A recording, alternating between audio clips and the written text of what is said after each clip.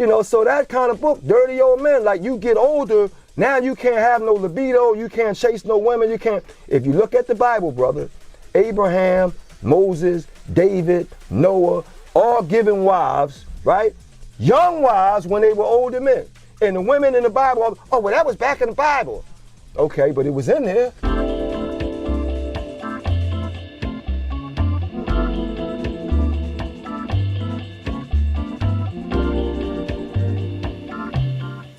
He tells the stories of African Americans in novels with names like Fly Girl, For the Love of Money, Single Mom, Do Right Man. He also co-wrote a autobiography with the late D.C. Mayor Marion Barry on his life. In all, more than 30 books. And author Omar Tyree is my guest today on this podcast. Omar, first off, welcome. We're here in the Everyone's Bookstore in Baltimore on North Avenue, right here at a bookstore. And, a lot of times people say they want to write a novel or they want to write a memoir and they never get around to it. Right. You do that. How is it that you got around to it? They want writers. The reality line, like your person can say, I want to do a song. A musician is going to do a song. Your person say, I want to shoot a movie. A real photographer or a camera person is going to shoot a movie. So a lot of times you got to understand in America, we all say optimistic things that we're not really going to do. Everybody has a book in them, everybody has a song in them, everybody has a film in them. That don't make you a book writer, a filmmaker, anybody can move their arms and limbs, that don't make you a basketball player. So a lot of times people say things that they're really not going to do, it just sounds good in the moment. So how did you start off? Well, I had a family in Philadelphia that loved, storytelling and movies. And I happened to be the oldest of the next generation. My mother was the oldest of 8. My father was the oldest of 4. And that placed me amongst, aunts and uncles that weren't that much older than me. So they were doing things that I wasn't supposed to be around if I was in a nuclear family. I was in an extended family. My mother didn't get married, so she went back to college at 19 and dropped me off with grandma. So I'm around everybody that grandmom's around, and they got older stories and a lot of stuff, and I just had great ears, and I had a great memory, and then I started doing voices. And comedians do a lot of voices where they mimic people's voice. And when you do that, you have to know exactly what they said, how they said it, and what the psychology is. Musicians, or actually comedians, are great psychologists in breaking down families, and they say things that are funny, but it's funny because it's real, it's true, and we relate to it. And so I started telling stories in that same vein of memorizing things that I was around and getting the details. And then I had an amazing attention span. So once you have those skills, as you get older, and you understand that you're better at telling stories than your peers, and they're always giving you, the lion's share of the attention when it's time to tell stories, and you understand that, okay, this is a gift. So I got to the college level, and then it manifested itself again, and you keep going with it instead of wasting it. So you were telling people stories. Yeah.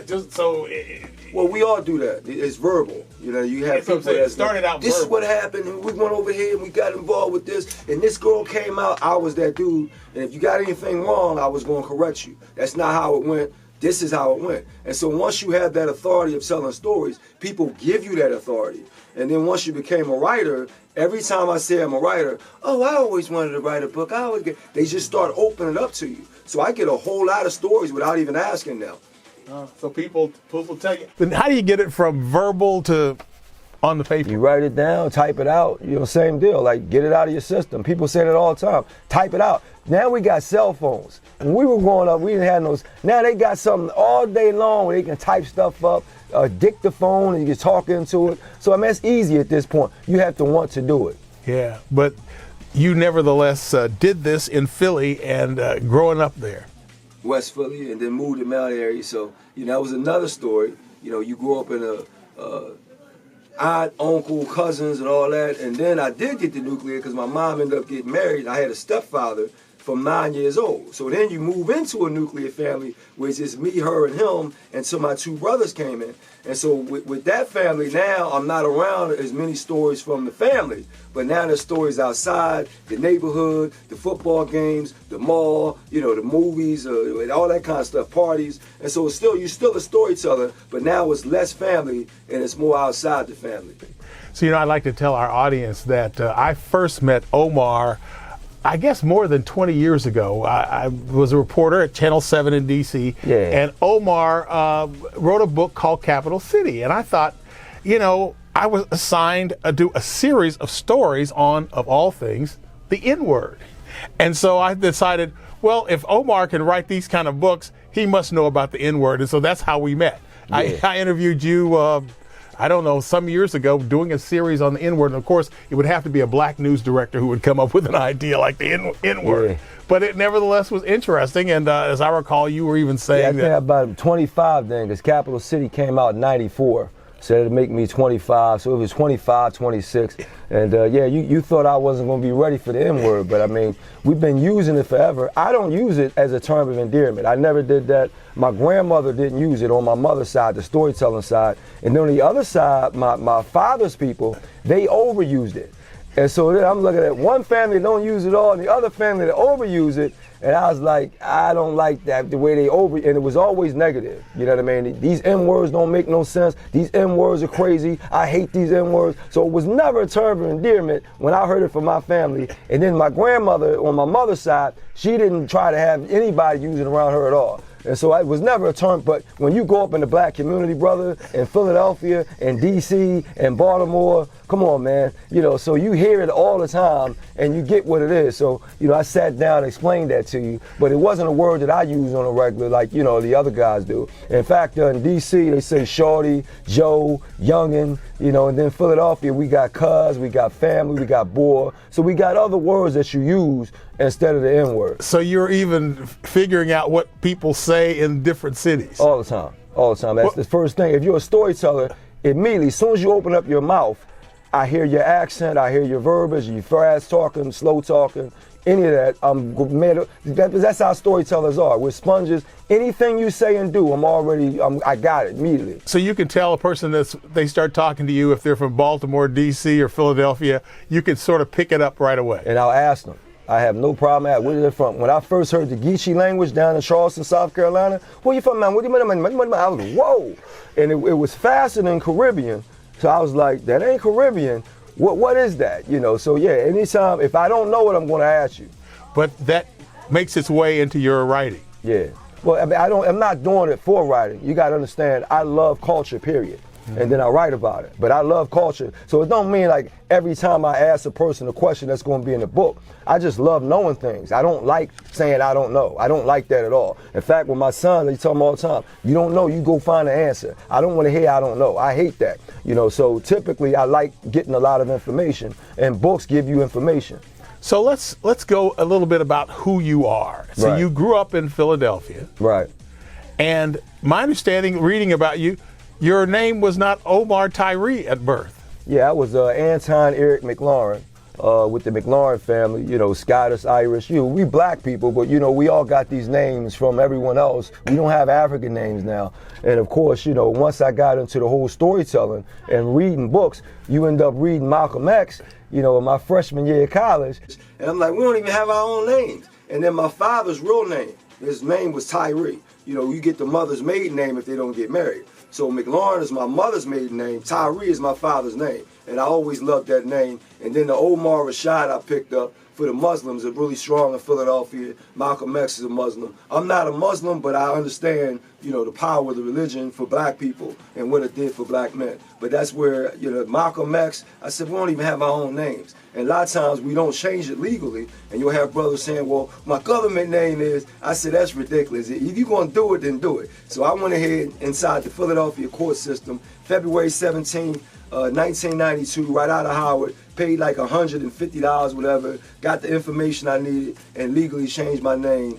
How many years ago was that? 32 years ago? So you actually 34. named yourself, Yeah. which is, it's interesting. Yeah. So now you went to school in Philadelphia. Right. High school. High school. Yeah. Okay, and then you say you ended up at Howard?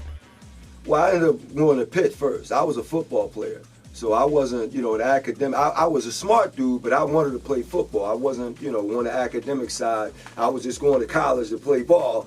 And then I went to Pittsburgh because, Pitt and Penn State are the two biggest football schools in the state of Pennsylvania. And then I got disillusioned over there with the whole black-white thing and the dominance and recessive and all that. I said, you know what? I'm not playing football. It's got whole scholarship stuff. I said, why am I even at a white school then? You know what I mean? I want to go to a predominantly black school and learn my people, learn from my people, and stop downgrading them, because we would say things like, oh, black schools are not preparing you for the real world and they're party schools. We're saying this from the white school. And I'm like, you know what, man? Howard's supposed to be one of the strongest black schools in the country. I want to at least go there and investigate what that's about. And so I transferred to 2 years at Pitt and then did the rest of the 2 years at Howard. I didn't have intentions of staying at Howard. I just wanted to be on campus and see how it was. And then my mother, she really was like, you need to finish, and she really got stressed out about it. I'm the firstborn grandson, both sides, so I had a lot of pressure to finish. So I said, all right, I'm going to finish Howard. I'm going to give y'all the degree. I've never had the Howard degree in my house. Gave it to my mother. She gave it to my grandmother. Yeah, because they wanted it, you got it. But I did learn from Howard, so it was a good thing to finish. So now, what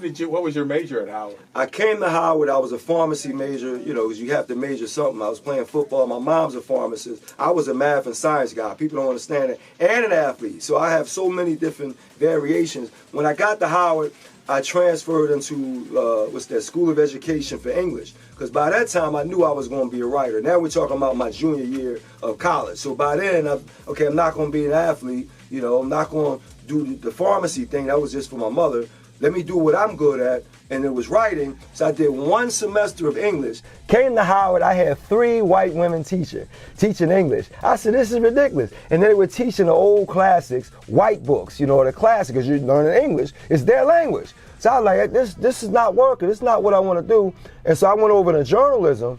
In journalism, you're writing articles, doing interviews. I said, okay, this is where I want to be. And so you got a difference between English writers and journalism writers. English writers are writing the, Toni Morrison, Alice Walker, metaphorical slavery stuff. And then the contemporary journalistic writers are doing the B.B. Moore Campbell, the Evelyn Harris, the Terry McMillan, the Omar Tyree, right now, right in front of you stuff. And so that was the difference. I transferred into the School of Communications and Journalism and never looked back. So you came out with a journalism degree. Yeah. Now, journalism, of course, is like, television news, what I did, or newspaper writing. And right. Did you do any of that? Well, you didn't have a major called book writing. There's no major. So journalism, writing articles, yeah, I'm asking questions all the time. Think about it, I'm a storyteller. I'm listening and I'm asking questions. I'm always that's journalism. So I was already a journalist as a storyteller. I don't make up stuff. This is what I want to get people. I'm not going to make up something about Baltimore.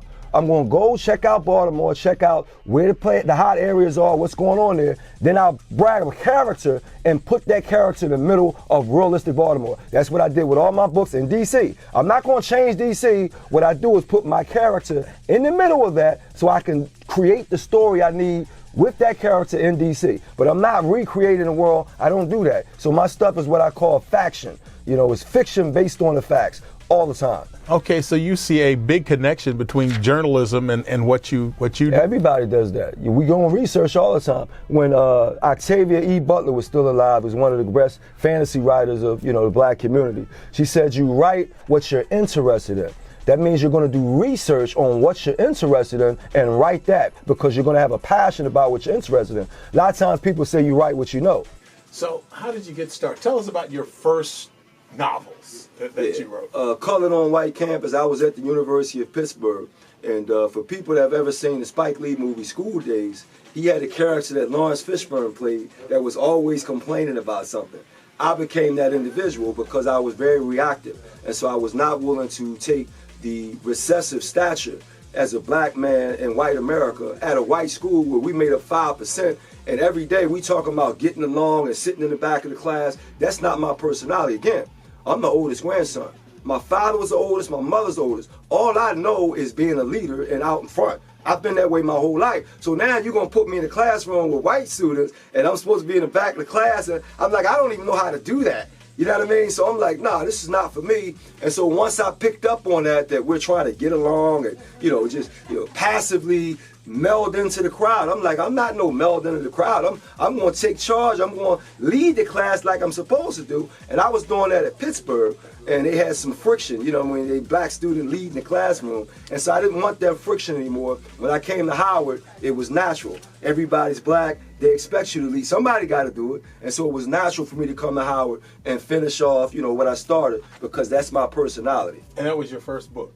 Colored on White Campus, and that was my first book, and then Fly Girl was second. It was just writing about the city of Philadelphia while I was in Pittsburgh, because it was obvious that they idolized us, Philadelphia. We was the biggest city in the state of Pennsylvania, so I started writing about Philadelphia while I was at Pittsburgh, and then I amplified all the differences that Philadelphia had versus Pittsburgh, the way we talk, the way we, you know, everything we do. And that it elevated the whole book for everyone else from New York, from DC, from Baltimore. Philadelphia is really different. But if I wasn't in Pittsburgh, maybe I wouldn't have amplified, you know, that specialness of Philadelphia like I did with the second book, Fly Girl. But the first book, I was colored on a white campus, and I couldn't take that whole idea of me being somehow second standard or something. I've never been second. Again, my mother's first, my father's first, I'm first on both sides of the family. I don't know how to be second. I see. So that was your way of, I guess, talking about that. Well, one way, it was just how I am. I wasn't talking about, you talking about in the book. Yeah, oh, right. Yeah, That's what I'm saying. Yeah. So, but it seems like you're kind of expressing your feelings by writing a book about That's what every writer does. Yeah, Malcolm X wasn't expressing his feelings. Miles Davis wasn't expressing his efforts. That's what if you're going to write a book, that's what you're doing. Yeah. Right? So now Fly Girl, that one, I don't know, maybe it's the title, but it's one that sort of sticks out. All my titles are straightforward. Yeah. Yeah, so Fly, you know, Fly, Super Fly, your era, you know, this whole idea of being a fly in a buttermilk, standing out. That's all it means, to fly, to elevate, you know. So we had that whole era of the 80s where everybody was wearing jewelry, and then you had the whole hip-hop thing with the parties and stuff. We wanted to shine, and that hip-hop thing is still the #1 culture in the world from black people. After we did jazz, after we did rock and roll, after we did R&B, we just keep doing it. And so I happen to be part of that generation, and that's the whole book, Fly Girl, where girls wanted things. You know, and then guys started selling drugs, and then that ended up becoming the capital city in D.C., where it went crazy with drug selling. And when I did my interviews and content with Marion Barry, he said, man, it got crazy. You shut down one block, they got 5 other blocks. It was ridiculous in the 80s in D.C. It was the same way in Philadelphia, not to that extent. But yeah, you start watching the things that's around you, and Fly Girl was the second book, because I wanted to write about, you know, that whole hip-hop culture. I see. Yeah. So, that's what I was just curious that you started with those two, but then you end up writing 30 Yeah, more. I'm not gonna stop. I mean, it's a lot of stories. Like DC, I was right in DC when they called it the murder capital for 3 years, and I felt safe I felt safer in DC than I ever did in Philly. Because here's the deal: in DC, they were murdering you over drug territory. If you're not selling drugs, we walk around in D.C. like it's a picnic. So I'm like, no. And then we had parents calling up, do they need to transfer you to a new school? It's crazy. And we like, no, if you're not selling drugs, nobody's bothering you here. In Philadelphia, we had stick-up kids that will stick you up in any neighborhood. So I felt safer in D.C. than I did in Philadelphia. Well, you're absolutely right, because I was obviously a journalist in D.C. at the time, and we looked at the numbers, and crimes like rape didn't exist for them. I mean, they were very small numbers. It was all involving the drug trade. That's it. And it was serious. Do not sell drugs on my corner, I will kill you. Yeah. And that's in my book, because that's what the culture was. Vicious, you know. But again, I think the expectations in D.C. were higher. Philadelphia is a blue-collar city. So we understand, if I don't have it, I don't have it. In D.C., Marion Barry is a part of that. He gave so many jobs and so many opportunities. Now you're sitting next to a dude that's making good money, and he's next to you. That ain't blue collar. So now you're like, hey man, he making all kind of money. I'm not. That makes you more aggressive about getting your money. And so D.C., man, yeah, I got down there, and girls were like, what are you driving? I was like, I don't even have a car. You asking what I'm driving? So their clientele and expectations was sky high in D.C. because it was more white collar jobs, more government jobs, more educational jobs, lawyers, doctors, dentists, and all that stuff. And they wanted to make money. And then when they did, they're living around people that don't. And that's a hard thing to do, right next to a dude that got the millions and you don't. So you trying to do whatever you can to get some of the money that he has. And that was more of a situation in D.C. than in Philadelphia. I see. Did you actually get to know any of the people when you were there? For example, did you write for any publications when you were, in D.C.? Yeah, I wrote for the News Dimensions. I wrote for Capital Spotlight. Then I did some, articles. The Hilltop. I had my own column in Howard University. What did you write about? Every article you had. I didn't have no straight article. If it's education, Omar, go get this educational piece about Afrocentric education. Omar, it's a crime piece. Go get this article. Omar, it's a sports piece. I was a parachute journalist, which means you can drop me out of an airplane on any article and I'm going to go in there and get it. Everybody can't do that. I see. Did you like writing news? Well, if it was something that was interesting, I didn't like the education beat. I did not like that because, again, for me, I'm always wanting to learn new stuff. In the education beat, it was the same stuff over and over again. And so I didn't like the education beat, but I had to do that for class because you had to pick a beat. Sports was the easiest for me because I love sports. So I did a whole lot of sports articles in D.C. that were great articles. In fact, I just missed Hank Aaron. Before I did my internship at the Capital Spotlight, I got there like a week late. And the editor was like, man, if you'd have came here last week, I could have had you to interview Hank Aaron. One daggone week late, and I could have had the Hank Aaron story. But yeah, I do every kind of story because I'm interested in everything with the versatility. Just curious, do you watch the news? Do I watch the news? Yes.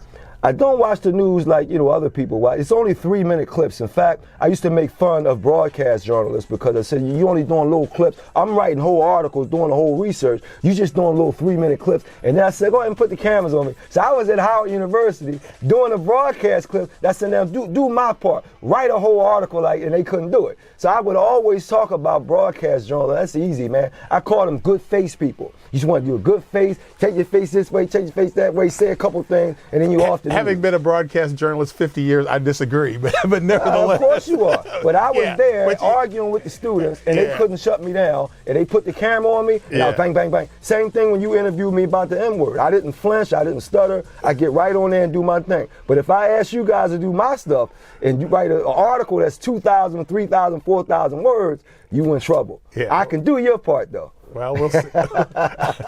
I'm going to look for some of your broadcasting, but nevertheless. Yeah, but I wasn't interested in broadcasting like that. But now I'm actually, with all these podcasts and stuff, I'm actually going to start doing sports interviews with young people. They got the NIL deals, and so I want to start doing that with young people now. So I will do broadcasting, but it's natural for me.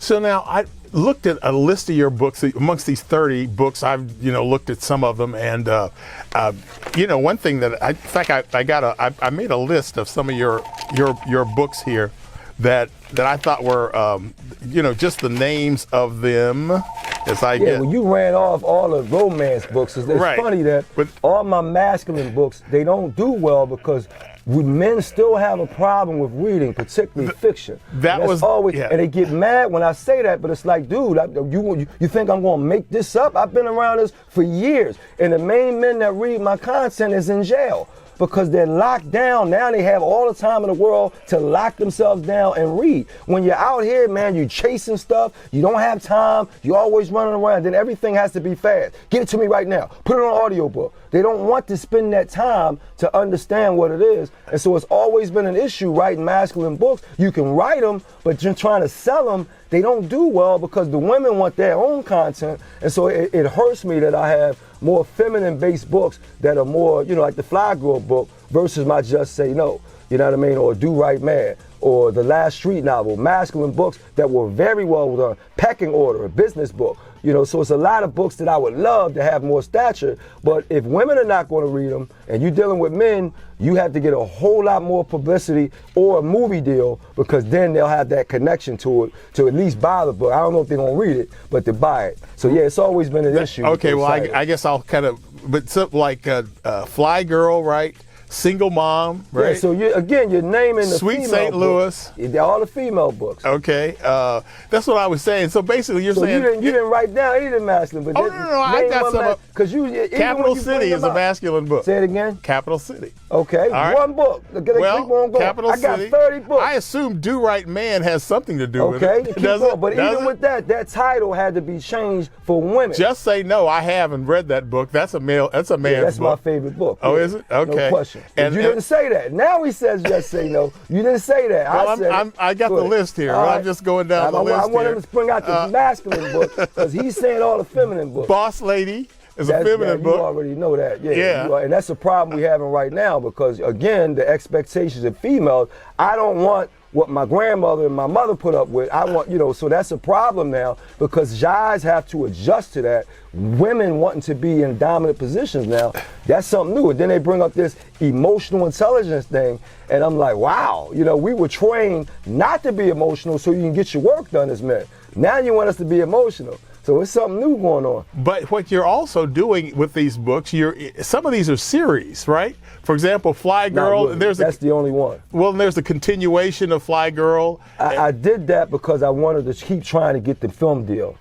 So the Fly Girl, For the Love of Money, they kept loving it, so I came back to it. And then Boss Lady, come back to it, and we still don't get a film because it's so hard to get the money out there to do black films with it. It's just amazing how hard it is to get film. Particularly, we talking about inner city black content that's all black, so it's been extra hard. But I kept hammering that particular book to try and get the momentum going because I'm not really in the series. My books are typically one-offs. So that's the only book that I did 3 of them because they kept saying and talking about that particular book, and I wanted to stretch it out and keep coming back to it to try and get a film deal. So one of the things in terms of writing the books, themes, messages, and one of the things I've wondered, let's say a person 100 years from now picks up a book. Are they going to learn more about Black America or what it's like to be black in America from reading one of your books than, say, reading a history of Black America? You're going to hear both because, again, I'm writing about the right now time. When I wrote Capital City about D.C., is that real? Did that happen in D.C.? Real, right? So now if you read a nonfiction book about D.C. or Capital City, we saying the same thing. But I got characters that pull you in. I got characters that got emotions. I got characters that got backstories. I don't know if the other person's gonna do that in reporting. And so I always tell people, creating and reporting, I can say actually more. I gotta ask you all these questions, but if I can do research and put them all in my character, now they all in my character. But if that didn't happen to you, now my story is deficient because you didn't go through this, you didn't go through that, you didn't go through that. So when I wrote my book, Colored on White Campus, I could have made it all about me. But if I read something that happened to a student on another campus that didn't happen to me, and I said, I like that story, I'm gonna put that in my character. Now I make that character bigger with more stuff. That's what fiction does. I'm not making stuff up, I'm just putting it all in one character so you get it all like concentrated orange juice in one character. Because sometimes you can ask people that didn't go through the things that you need to discuss, and so that story is weaker. And so fiction, as Stephen King says, is the lie that tells the truth. Okay. And, I looked at some of your, I guess you all do kind of promotions when you write about various things.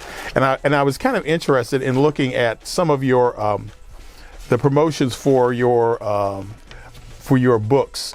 Fly Girl, Tracy Ellison, a young black woman in 1980s Philadelphia who navigates love, sex, and self-discovery amidst the backdrop of hip-hop era and the crack cocaine epidemic. And so it says the plot is driven by her relationships with various young men, her desire for material things, her eventual realization of the risks she's taking with her heart and her life. Now, what part of that summary is false in our community? What part of it? Tell me what part is false or created or unrealistic in what you just read? Well, that's true, I guess, depending on the situation. But in her case, so it sounds like you're writing about a young woman and the dangers, etc. How do you find out about this? Do you talk to young women, or how do you find out that stuff? How do I find out?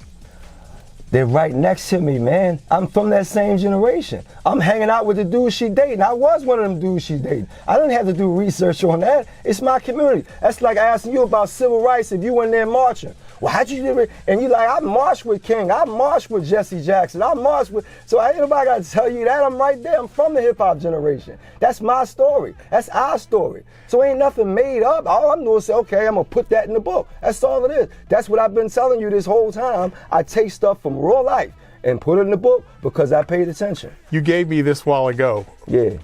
Tell me about it. Well, you know, four right types. Now, well, read it so they know what what we're talking about here. Okay, 4 types of dateable men: Mr. Dominant, Mr. Negotiator, Mr. User, and Mr. Intimidated. And women talk about Mr. Intimidated all the time. You know, when I used to do book events, women would always say, "Guys are so intimidated by me." They were educated women that didn't have enough educated men that could handle their intelligence. And so they were constantly saying that to me, but I'm a writer, so they already know Omar can handle my intelligence. But we also know I can't have 50 women, right? They don't want that. So I'm like, oh, you're all bringing it to me. What am I supposed to do with it? You know what I mean? But again, if men are not going to be in that division of understanding the intelligence and education of women, they're going to put themselves in that dilemma. You know, so yeah, that's one of them. Mr. User, we always had guys that know how to manipulate the emotions of women. So when women saying we need to be more emotional intelligent, I'm like, watch yourself. Because playboys have always been emotionally intelligent. They know exactly how to play your buttons. And I went to school with dudes like that. In the book Fly Girl, there's a dude named Victor Henson that gets all the girls. I went to school with Victor Henson, played football with him. He's telling me I'm going to bring so-and-so panties in my book bag on Thursday. And he did it. And I'm like, yo, dude, what are you doing? So I know, but he understands how to manipulate the emotions of women, how to read them. And we got dudes, I'm talking about, you knew dudes who went to high school like that. And every era has them dudes that know this is what you say. Don't say that. Don't do this. Do this. They understand it, but they know everything. And so this is the kind of stuff I write about. Mr. Negotiator, that's the best man for a woman that can negotiate what she needs, what he needs, very patient, you know, very understanding, listening, you know what I mean? So that's the guy. Mr. Dominant, now you're in trouble because dudes that do most of the work, that even building stores and building houses, all the athletes, the rap guys, those are dominant dudes. If we just bring it up, Malcolm X and Martin Luther King. If you look at their personalities and what they were doing, dominant men. Both of them. Do the research on them. You know, firstborn or in the family where they always doing stuff, always expected to do stuff. So if you're a woman dealing with a Martin Luther King and a Malcolm X and a Huey Newton and a Miles Davis and a Denzel Washington, you got to understand what you're dealing with. He's not going to be stepping, fetching, and picking stuff up for you. I'm just letting you know that. So I'm like, if you getting with that kind of man, understand what you're dealing with and don't start to complaining and stuff. So a lot of women of today, none of them would be able to date Martin Luther King because what they had to do, the woman had to accept that. Okay, you may die out there, but just come on back home. Women now, no, don't do that. How dare you? All that kind of stuff. Imagine Malcolm King and both of them like, who you talking to? We got stuff to do. I'm gonna bring it up to date. Right now, Michelle Obama, it's still like she's kind of get over the whole 8 years like she didn't like it. We all understand that. She had a law degree from Harvard. Now I got to be the first lady because you want to be the president. And she still, you can still feel it that she still don't like that. She's still trying to talk about it, whether she going to run for president. Even the other one before that, what's that, Bill Clinton's wife, Hillary Clinton. Even when he was the president, they had one daughter, and they was constantly talking about Hillary. He shouldn't put in for her daggone last name in there, the Rodman. I said, how dare her grab her family's name? Ridiculous. But yeah, that's the kind of where women, they want certain power, certain dominance, and that's going to be a banger to men, you know. So I wrote about that because of the 3 books, Fly Girl, where they just dating whatever guy got more money. For the love of money, she moves up. Now she got her own money, she gonna expect you to have more. Women don't typically date down. If you got less money than them, it's over with. We always date down as men, always. We rarely seldom date up with a woman because typically they don't let us, and a lot of times we don't like that feeling of, well, I'm gonna pay for this, well, I'm gonna do, you know, a woman, guys don't like that, like I'm not doing that, you know, so we don't do that. But women, they date up all the time. So if you don't have what they have, they're going to say, I can do more, I can do better. And that's what's going on right now, because they really do have more education. They have more optimism for their careers. They're more professional. Now they have a deficiency of men that they're dealing with. And I wanted to talk about that because, again, I'm not just writing fiction. I'm saying and doing things that need to be talked about in the community. And so that's what this whole breakdown is, the energies of men. So I can discuss that, because we're getting out of whack now with what the young women want versus what the young men are able to handle if they're not going to keep elevating and pushing themselves forward. Now, you wrote with Marion Barry, his Right. biography. That was a big project. Yeah. In fact, I think I saw you a couple times in D.C. You said, well, I'm trying to hook up with Barry and I'm waiting for it. Yeah, He was busy. yeah, because you got to wait for him now. If I'm writing my own book, I don't have to wait. I can go right out, get my research, do my writing. But yeah, when you're writing somebody else's book, they're going to get the lion's share of the money. You got to wait on them. So that was the most difficult book of my life, man. And then he had health issues. So a lot of times he would slow down and stuff. And then even with me being in town, he wanted me to be right in front of him. So I'm in Charlotte. I got to keep driving up to D.C. to be right in front of him. And then when I get up here, okay, Omar, I'll meet you at 5 o'clock. Can't meet you right now. So I'm up here waiting to talk to him instead of being with my family. So that was the hardest book in the world, man, to finish. I see. But in terms of what you actually wrote, how was it? I mean, was his story interesting? How did you work with the story? Yeah, he's and I did listen to dude. some of the book. I mean, it was interesting from his high school days to his Lemoyne College days. But how do you write in that fashion? Well, you know, again, with me being a storyteller, I've been around a lot of stories. So it's no big deal for me, whatever he's talking about. Again, I'm a young guy around aunts and uncles and older cousins. So the maturity, I've been had that maturity because I grew up with it. So I keep telling you, I wasn't in a nuclear family. I'm an extended, so I was around a lot more information. So whatever he had to say, I'm like, boom, give me more, give me more, give me more. So I'm not, no, just give me more. I understand it. I'm from Philadelphia. I get it. So he's talking about a lot of big things, and he's being real frank, and he's comfortable when you're talking to a person that you know gets it. And so he felt very comfortable with me. I felt comfortable with him. But again, I'm a storyteller who's been listening to older people my whole life. So I've never had this whole, angst or nervousness about older people. Because again, I grew up with my aunts and my uncles and my cousins. So I'm always looking up and able to ask and talk to them normally. And that's how it was with me and Marion Barry. He's older than me, but he was, Omar, this happened, and then I did this, and then I did that. And I asked him the question, and we keep it rolling. So it was like, and you need that when you're telling a story. You don't want to feel like you can't talk to a person that you're telling your life story to. But he could with me, because again, I grew up with older people in Philadelphia. Anything in that book that stands out to you? Everything stands out. You know what I mean? I understand that. But when he first started, we were at I think it was the Democratic Convention was in Charlotte. And I live in Charlotte. His hotel was like 7 minutes from my house. So I was like, you got to be kidding me. So I drove over there, and the first thing he jumped up on was that night they caught him with the hotel thing with the woman. Vista. And he broke that whole, and it was like out the gate, he said, Omar, she called me over there and she kept begging me to come up to the room. I wanted to get her away from there. So the whole setup was the government, and the woman knew what she had to do. They had a script. And so he's trying to, of course he likes women, so he's trying to get the sex, and she has to get him to do the drugs, get him in the room, and he kept saying, like, why am I coming to the room? So the whole thing, so to hear it from his perspective is like, damn, when you know they set it up that way. They flew this woman out, found her in California, $10 million, and so the whole time he went right into that. It's like he gonna open right up, and I was like, wow, that's the first time. So he said that immediately out the gate, and then we put that up front to let everybody know that it was a setup from day one. You know what I mean? It's not saying that he was a dude that was innocent of whatever, but it was like when they know you got habits, and they spend all kind of money to make sure them habits come out, but it was something else. But that he came right out the first time I talked to him in Charlotte at the hotel. And told you that story. Oh, he went right at it. Even him getting involved with drugs, it was crazy because the pretty woman was involved, like my fly girl. He was at a party and he wasn't doing drugs, but a pretty woman had it, and the pretty woman was like, all right, after everybody leave, I'm gonna share this with you. So now he has the woman and the drug at the same. That was very important. because that's how he was introduced to her. And so that's how it was his MO, the woman and the drug.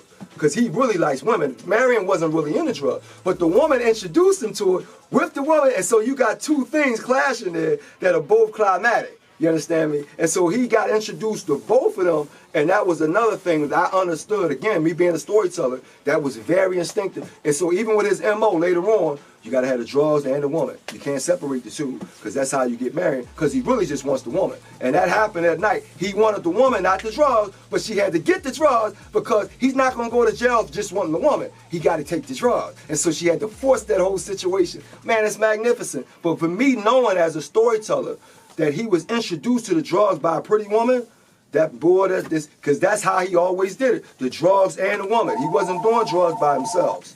Yeah. Yeah. And there's one part of the books that I was looking at, of your books, where you're talking about something that I thought was pretty funny. Dirty old men. Yeah. Well, I don't call that funny, but you know. Well, it was interesting. Dirty Old Men and Other Stories, an erotic book of short stories dealing with the international, historical, and undeniable fetish many older men have for younger women. And then you said The Stripper Club Bandit is about a horny old man who continues to be thrown out of strip clubs for propositioning the dancer. Yeah. So that is, I guess, a part of... It's real stories. And none of this stuff is made, and that's the thing that kills me. You get men, oh man, you making this stuff up? You mean to tell me that you don't think there's no man that keeps trying to take women out? That's just, it's ridiculous to even think that with all the strip clubs in America, because every dude ain't giving woman money just to dance around. He gonna be like, hey, I got some extra, and you know that already. So none of the stuff I write about is created out of nothing, man. It's like it's real stuff. You know, so I got in that book, it's a lot of stories. I think one of the first ones, dude is going to his regular sports bar. They hire a new 25-year-old with a tattoo on the back of her, you know, on the back, and she's always bending over. Now, of course, he's not trying to, but you're looking at it and she's bending over. What, you gonna look on this way every time? It's ridiculous. So he's like, yo, this is my regular bar. I've been coming here for 15 years. Now y'all gonna hire some woman that I can't stop looking at. You know what I mean? But he's at the bar. What, he gonna look away from the bar? You know, so it gets ridiculous. And then they call him dirty old men. And it's like, come on, man, I'm still alive. My eyes supposed to go blind because I'm 50 now? It's ridiculous. So you're defending dirty old men. I'm explaining them. Okay. But again, even that title, and I say it in it's not, they're not dirty, they just still alive. It's like they want you to die at a certain age, man. You know, I got in trouble with talking about, you know, a 14-year-old woman with attractive curves. Because now at our age, we can't say that. But the bottom line is, they get cycles at 12, 13, and 14. And when them curves pop out, them girls are hearing it every day from people all different ages. Man, them curves are good. So if you ask that young girl, she'll say, yeah, they talk about my curves every day. Because we can see them. But you get 60, now you got to look where, no, I don't see it. It's ridiculous. And so KRS-One, who's, you know, a hip-hop artist out of Brooklyn, the Boogie Down production, he had this great statement I heard years ago. And this is what I do as a storyteller. I grab pieces of stuff that makes sense and I lock in on them. KRS-One said, if we live long enough, we will all be hypocrites. And he says that because every 10 years, you're going to change what you feel is acceptable in your own life. So watch how this works. I was able to write Fly Girl about young teenage girls when I was 19. Right? Coming out of college. If I had written that at 29, I would have changed some of the stuff that I was honest about, because now it's like, I don't want to put that in the book. At 19, I didn't know any difference. So I just put it all in there. And the people loved it because it was honest. At 29, after coming out of Howard, I would have known better than to put some of the stuff in there that I had in there at 19. At 39, I can't even write about a 14-year-old because then I'm a pervert. And I better not even think about it at 40 and 50. You see how it's the same book, brother. So a sister read the book, she's 34 now, this is last year, and she said, you know, Omar, I read your book again, and I had to stop because I read this passage about, you know, 14-year-old with a pert breast and this and that and that. Now she's thinking about me now. I wrote the book, you Fly Girl, 30-something years, so now she's judging me now, and I'm like, yeah, that's the character. Well, why are you writing about? I'm like, yo, I was 19 when I wrote it, but now you're going to judge me as a 55-year-old. It's unbelievable. You know, so that kind of book, Dirty Old Men, like you get older, now you can't have no libido, you can't chase no women, you can't. If you look at the Bible, brother, Abraham, Moses, David, Noah, all given wives, right? Young wives when they were older men. And the women in the Bible, oh, well, that was back in the Bible. Okay, but it was in there. It's in there. It's consistent. Now, the rest of the world, they don't flinch at the older man, younger woman thing. America, we're the biggest hypocrites in the world. And so I wanted to write about that because I got in my 30s, and that's what happens. I get in my 30s, I'm still meeting young women. Oh, I love your books. And they get younger and younger each year because I'm getting older. The audience really didn't get younger. It could be 21. Watch how this works. When I'm 24, 21 year, I love your book. I get 28, another 21 year, I love your book. I get 42, another 20. See, it never changes. You're getting older. Now you can't talk about the same women I've been coming to because now you're older. Now I got to close my eyes and act like I don't see it. It's ridiculous. So now you talking about defending. I'm just being honest about it. Like, it's ridiculous how older men are treated when they still have a libido. You know, it's ridiculous. So I wrote about that. I was 39 and I'm a very energized dude. So I'm like, dude, you know, how long have women been fiending for Denzel? And how old is Denzel now? Because now he finally looks old with the bald hair thing. Now I'm like, Denzel really looking old now. But that dude went all the way up to 70 and women are losing their minds for Denzel Washington. And he is very clearly an alpha male. You have no bones about that. So we're winding down, but one thing I wanted to ask you, who do you read? Who are your favorite authors? I'm not reading anybody right now. I'm doing the same thing back then. I'm trying to catch up with all the stuff I got to do. You know, I got Allen Iverson's book on my floor, you know, Misunderstood. I wanted to write his book, you know, Allen Iverson. But yeah, right now I got that on, but I read all the books up until probably the early 2000s, and then once I got busy trying to make films and stuff, I do the same thing other men do. I'm busy. But I have the books, and I know when they come out, and we got a dude, Charlemagne the God, that he's part of the whole radio journalism. He got an imprint now called the Black Privilege Books, and he's putting out a whole lot of books with Simon & Schuster. Something I would like to do with my own imprint, and then deal with athletes and entertainers, because they get all the interviews now. But they have interesting stories if you know what to ask them. Like Sha'Carri Richardson, I would love, you know what I mean, to deal with her and her book, with what she's been going through and all that. Then right here in Baltimore, they got a young woman named Angel Reese, who is phenomenal with marketing and promotion. She's in the WNBA from Baltimore. So those type of books, to get those characters to talk about themselves and branding and what they do, you know, they're exceptional individuals. Noah Lyles is Friends of the Family, the Niles family, right there from DC. And it's another track star. So stuff like that I would love to do. And of course, one of your more recent books is this one, right? Yeah, Control. And what's the message there? What's the message there? I don't have control, you don't have control, y'all don't have control. At the end of the day, none of us have control over anything, and so it can spaz you out. And so we have all these mental health issues now. So this is a psychological thriller and a mental health book, because the people in this book, they don't control what they think they do. And the more successful you are, the more you try to control everything. Kanye West is a perfect example of that. He was a billionaire and can't control his own mouth. And you're like, Kanye, stop it. But he wants to control everything, every woman, every child, every dollar, every song, and you can't. And so when you get in that position, you're going to end up having a mental health issue. And we have millions of Americans now who now have mental health issues because they try to control things that they're not going to be able to control. And I went through that same dilemma when I got to the film world. I could control a lot in the book world, but once I got to the film world, things fell apart like Chinua Achebe's book, because I can't control that without having the capital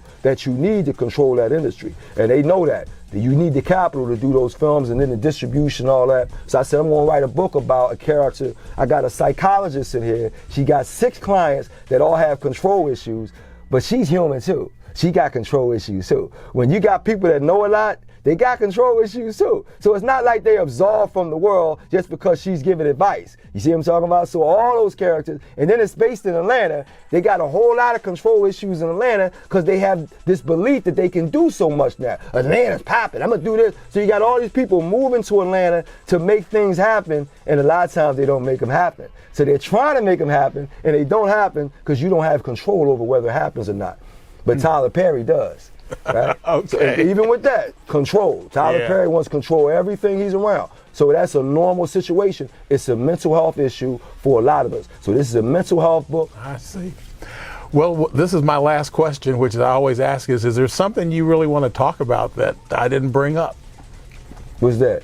Something I'm asking you that question. Well, we brought up everything. I think I started thinking about writing my autobiography. And I wanted to do that because, again, men will read nonfiction more than the fiction. So now I'm like, you know what? I'm turning 57 in April. It's time to go ahead and put that thing together before I start forgetting stuff. It's time for me to unravel Omar Tyree because I've always called myself a hardcore intellectual. I've never been a nerd. I've never been a chump. I've always been a fighter. I've always been an athlete, but I'm also intelligent. So a lot of times with smart men, they throw us on the punk side, the nerd side, the effeminate. I've never been that way. So when I came into the publishing industry, I brought that bravado, that Muhammad Ali, that Malcolm X, that Miles. I brought that swag that they wasn't used to that. Like, who's this guy? They wanted me to come in apologetically. Oh, I wrote these books. Hopefully you'll read them. I don't talk like that. We, Philadelphians, like we don't talk like that, dude. So when I brought all that extra masculine stuff in there, it was different. So now for me to talk about that and say, yeah, you didn't know who you were dealing with the whole time, it's finally time for me to write that autobiography. It's called From the Bottom, the Omar Tyree story. And the bottom is the bottom of West Philadelphia. That's the roughest area of West Philadelphia that I grew up in, where houses would burn down and they wouldn't fix them up, and we in there playing in the debris. I played in the debris houses up until 9 years old, dude. When we just playing it. Remember the Fat Albert show? That whole thing, that's a junkyard. That ain't like just at the playground. That's a junkyard of old houses. That's what it is. In North Philly, they did the bottom of West Philly the same way. And so I grew up in that area. Now I want to go ahead and unravel that to people that don't understand my temperament and my swagger. And that's where, when I sat down with Marion Barry, he felt all that. Like I told him, when I first sat down, I said, I will defend your life for the rest of my life because I understand what you went through. And I can tell him that because that's what kind of man I am. And he was like, all right, let's go. So you need those kind of dudes that will defend your people. I'm one of them kind of dudes because of how I was raised and where I was raised. And I want the world to know that now. And I'm guessing that Omar Tyree will probably be writing books as long as he is able I have to. I wanted to do films, but right now, if I can't do films, then I got to do what I'm good at doing. So I'm not going to stop writing books now. So I have to go ahead and marry myself to that. And, I still want to do films. I'm letting everybody know that I still want to do films. But in the meantime, I'm not going to hold back what I can do. So I'm going to keep writing books. I'm going to do 3 to 4 books a year now, just up it up, because now it's like with this social media, you're competing against more stuff all the time now. So it's just crazy. So you have to put out more output, to compete with what's going on now. Okay, well, we have come to you from Everyone's Place Bookstore on North Avenue in Baltimore. Had a great conversation with author Omar Tyree. And, well, that's about it. I'm Sam Ford. Thank you for watching.